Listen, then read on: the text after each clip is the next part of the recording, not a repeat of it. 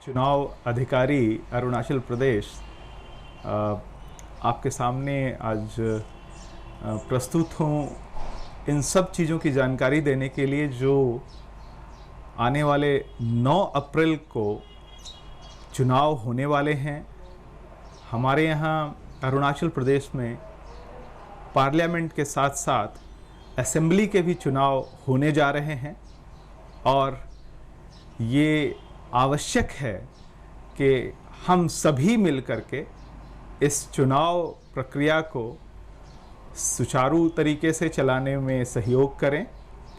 और इसमें सभी लोग भागीदार बने, जिससे कि बगैर किसी दिक्कत के, बगैर किसी परेशानी के, निष्पक्ष भाव से ये चुनाव का जो आयोजन है वो संपन्न हो सके। मैं आप सबों के समक्ष कुछ बुनियादी बातें रखना चाहूँगा जो कि सभी मतदाताओं के जानकारी के लिए उपयोगी भी है और आवश्यक भी है, क्योंकि ये चुनाव का आयोजन जो है आप सबका है। मैं ये बताना चाहूँगा कि हमारे यहाँ 2 संसदीय क्षेत्र हैं, एक अरुणाचल वेस्ट और दूसरा अरुणाचल ईस्ट। हमारे यहाँ 60 असेंबली विधानसभा जो है वो 60 है यहाँ पे, और उसमें से 49 लोकेशंस जो हमारे यहाँ हैं वहाँ पर चुनाव जो है होंगे, क्योंकि 11 जो सीटें हैं, 11 सीट्स जो हैं वहाँ पे निर्विरोध तरीके से उम्मीदवारों को विजयी घोषित किया गया है। इस कारण से चूँकि जहाँ पे संसदीय चुनाव और विधानसभा के चुनाव साथ में होंगे, हमारी जिम्मेदारी ज़्यादा बढ़ जाती है, क्योंकि आप जानते हैं कि हमारे यहाँ चुनाव जो है वो ईवीएम जो होती है, इलेक्ट्रॉनिक वोटिंग मशीन जो है, उसके सहयोग से संपन्न कराई जाती है। और इलेक्ट्रॉनिक वोटिंग मशीन जो है उसमें आपको अपना जो पसंदीदा जो आपका कैंडिडेट है उसके नाम के आगे अपना बटन दबाना होता है। इस बार के चुनाव में हर इलेक्ट्रॉनिक वोटिंग मशीन में सभी उम्मीदवारों के नाम के नीचे नोटा अर्थात नन ऑफ दीज एवव का भी ऑप्शन दिया गया है। अर्थात अगर कोई मतदाता ये चाहे कि वो किसी उम्मीदवार को पसंद नहीं करता है तो वो नोटा का बटन जो है वो दबा सकते हैं। मैं ये बताना चाहूँगा कि जब दोनों चुनाव होते हैं तो 2 ईवीएम रखे जाते हैं पोलिंग बूथ पर,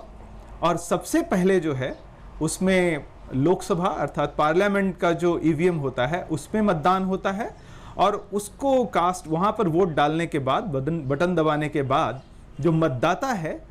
वो जो विधानसभा का ईवीएम है, असेंबली का जो ईवीएम है, वहाँ पर जाकर के अपना मतदान करता है। ये प्रक्रिया थोड़ी जटिल लग सकती है, लेकिन आप जब इसको देखेंगे तो बड़े ही सिस्टमेटिक तरीके से इसका आयोजन किया जाएगा, और इसी के हिसाब से हम लोगों ने जो हमारी पोलिंग टीम है उसकी ट्रेनिंग भी करवाई है, और आपने अखबारों में भी देखा होगा, और साथ ही अपने जिला जो मुख्यालय है या जो अलग अलग जहां पर हम लोग अवेयरनेस के कार्यक्रम कर रहे हैं वहां पर आप लोगों ने देखा होगा कि किस तरह से ये चीज़ें जो है पोलिंग स्टेशंस में उपलब्ध होगी, और आपको इसमें कहीं भी किसी कंफ्यूजन का सामना नहीं करना पड़ेगा। मैं एक बार इस चीज़ को अपने तरीके से बतला देना उचित समझता हूँ। हालांकि दूरदर्शन की टीम ने इस पर एक छोटी सी फिल्म भी तैयार की है जिसको वो प्रदर्शित कर रहे हैं, जिससे कि आपको जानकारी मिल सके कि जब आप पोलिंग स्टेशन के अंदर जाएंगे तो किस तरह से आपको पहले पोलिंग ऑफिसर से लेकर के 5वें पोलिंग ऑफिसर तक आपका क्या स्टेप रहेगा। मैं आपको फिर से एक बार बताना चाहूँगा कि हर मतदाता एक फ़ोटो वोटर स्लिप उनको दिया जाता है हमारे बीएलओ के माध्यम से, और ये फ़ोटो वोटर स्लिप के साथ हर मतदाता जो फ़ोटो आइडेंटिटी कार्ड उनके पास है, एपिक का card, electoral photo identity card है या नया पीवीसी कार्ड आजकल उपलब्ध भी कराया गया है नए मतदाताओं को, अथवा अगर ये दोनों में से कोई ना भी हो तो किसी भी आइडेंटिटी फोटो आइडेंटिटी कार्ड के साथ, जैसे आपके पास ड्राइविंग लाइसेंस होगा, आपके पास पासपोर्ट होगा, आपके पास राशन कार्ड होगा, इन सब में से किसी को भी लेकर के आप मतदान केंद्र पहुंच जाएं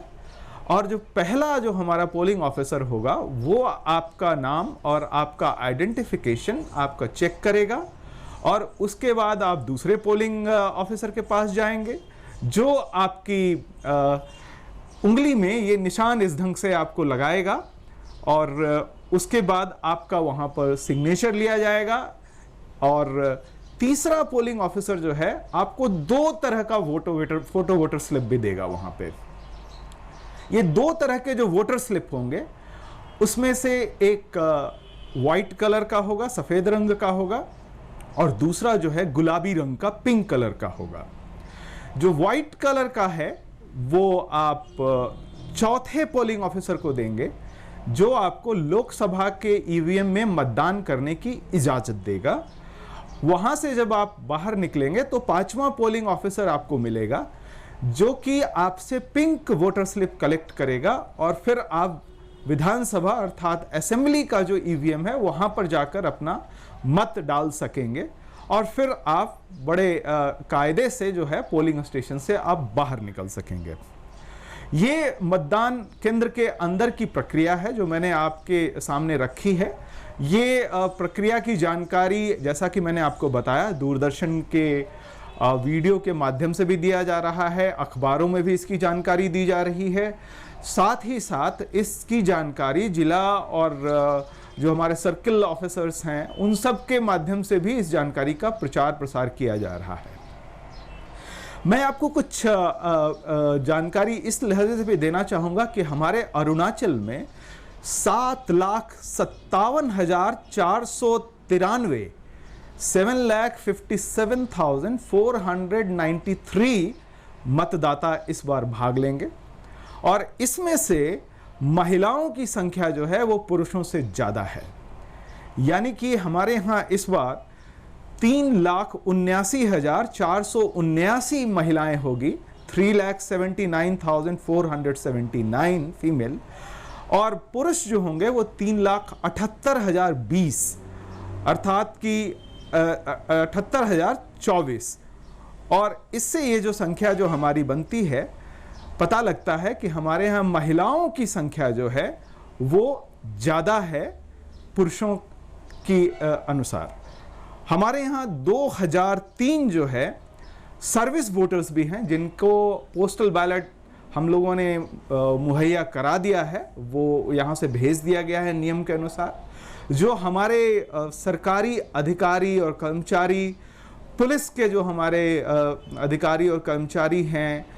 वैसे जो हमारे एएलसी, पोर्टर्स, कंटीजेंसी एम्प्लॉय जिनको इलेक्शन ड्यूटी में एंगेज किया जा रहा है, उन सब के लिए पोस्टल बैलेट का आयोजन भी जो है जिला मुख्यालयों पे हर जगह पर ये किया जा रहा है और इसकी जानकारी जो है जिला निर्वाचन अधिकारी के माध्यम से दी जा रही है और लोग अपनी वोटिंग जो है वो उन मुख्यालयों पे आकर के कर रहे हैं। यह एक बड़ा आयोजन है और इस आयोजन में ईवीएम की संख्या हमारी जो है वो बहुत ही पर्याप्त तरीके से हमें उपलब्ध करा दी गई है, इसीलिए हमें कहीं से भी उस चीज़ को लेकर कोई दिक्कत नहीं होने वाली है। हमारे यहाँ कुल 2,158 पोलिंग बूथ हैं जहाँ पर ये मतदान होगा और आपको जानकर ये आश्चर्य होगा कि हमारे यहाँ सबसे छोटा मतदान केंद्र जो है वहाँ पर सिर्फ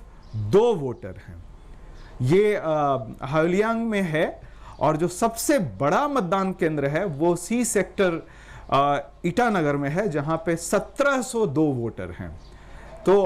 हमारा जो है एक बहुत बड़ा दायरा है